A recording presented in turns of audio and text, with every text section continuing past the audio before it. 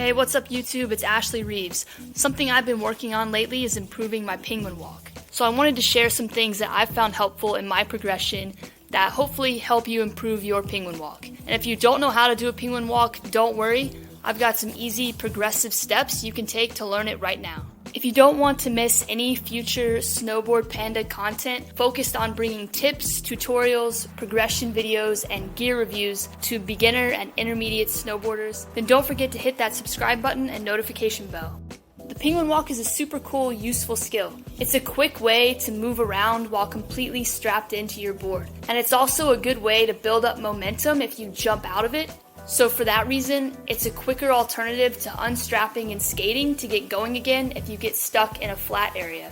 Often I see people jump when they're trying to avoid unstrapping, and I do this too sometimes. It can be useful if you're just going a short distance, but the penguin walk is less tiring and much quicker. The penguin walk can also be useful to drop in to hit a feature in the terrain park when you're starting from a stopped position. So first, I want to give you some steps to learn the penguin walk if you don't already have something going. And then we'll look at some tips for how to make it better. So how to make it easier, how to make it feel and look smoother, how to make it quicker, and how to cover more ground by using bigger steps. The first step to learning the penguin walk is to get stationary presses on flat ground. For the penguin walk, you'll be transitioning back and forth between the nose and tail of your snowboard. So getting used to the feeling of pressing is a great preliminary step. To do a tail press, shift your weight to the tail of your board. This will allow you to lift up the nose. If you ride regular, like me, so you typically ride with your left foot in front, you'll be lifting your left foot. If you're goofy, you'll be lifting your right. And for the nose press, move your weight over the nose of your board so the tail of your board can lift off the snow.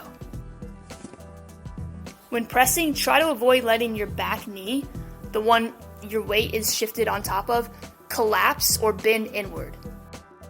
Think about keeping it in line directly over your toes. If you're having trouble getting into the press, make sure you're shifting your weight all the way over to the end of your snowboard. This is much easier to do on a board with a softer flex, but you can still press with a stiffer board, which I'm on in this video. You don't need to be able to do big presses to get the penguin walk going. Just shift your weight as much as you can over either your nose or tail and feel the other lift up off the ground. Also, be sure you're on entirely flat ground when you're first learning how to do this. Otherwise, once you shift your weight, you'll start sliding downhill, and pressing while actually snowboarding downhill is more difficult. Once you have stationary nose and tail presses down, step 2 is alternating presses on flat ground. To do this, get into either a nose or tail press, and then pop back and forth between them using the pressure that builds into your snowboard as your momentum. You'll be shifting your weight from side to side. You might actually find this easier than step 1 because of that momentum. But if you are having any trouble with it, go back to step 1, and instead of just shifting your weight while on the ground, ollie or nollie into the nose or tail press, and then pop out of it. So for nose press, ollie into it by shifting your weight to your tail, and then popping onto your nose. Then pop out of it, landing on both feet. For a tail press, nollie into it by shifting your weight to your nose and then popping onto your tail. Then pop out of the tail press, landing on both feet. This will get you working on going straight from the nose to the tail or vice versa, which should help you get those alternating presses going in step 2. Step 3 is the penguin walk. Similar to the alternating presses, you'll be going back and forth between the nose and tail of your board. But for the penguin walk, lean your weight forward a bit to get on your toe edge. This will get you moving forward rather than staying in one spot. Also think about rotating your hips to move in a forward direction. You'll have this counter rotation between your upper and lower body. As you get better, you can get faster and cover more ground with bigger steps. You can also work on jumping and riding out of the penguin walk to take advantage of the momentum you build up. Here are a few tips that I've found helpful as I've been working on improving my penguin walk.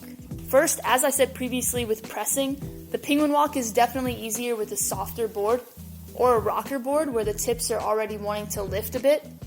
It just makes it easier to lift your nose and tail, but it's not necessary to have that type of board. I'm riding a camber board that's on the stiffer side of medium here in this video. If you're struggling to really get moving and you feel some resistance when you try to bring one foot forward, you might have too much weight on that foot. Make sure to shift your weight, just like when we were doing the nose and tail presses. You don't want to shift really far, like you're trying to get into a huge press, but if your weight is too centered over your board, that can prevent you from lifting either side off the snow. Another tip is to use your arms. In the counter rotation that I mentioned earlier, your arms should be opposite from your legs, just like if you're walking or running. This will give you more balance, and it'll also help you have more momentum and allow you to move quicker and take bigger steps. It's also helpful to practice the penguin walk in different situations. Try it out on flat ground, then moving uphill. It's more difficult as you go steeper uphill because that toe edge can really dig into the snow, making it harder to move the board around and stay upright. So start out on flat ground as that's the easiest terrain to learn on. Finally, the last thing to note is that the penguin walk can feel a bit awkward at first, but it definitely gets easier. It's a bit of a rhythm thing. A lot of it has to do with the timing of all of your movements.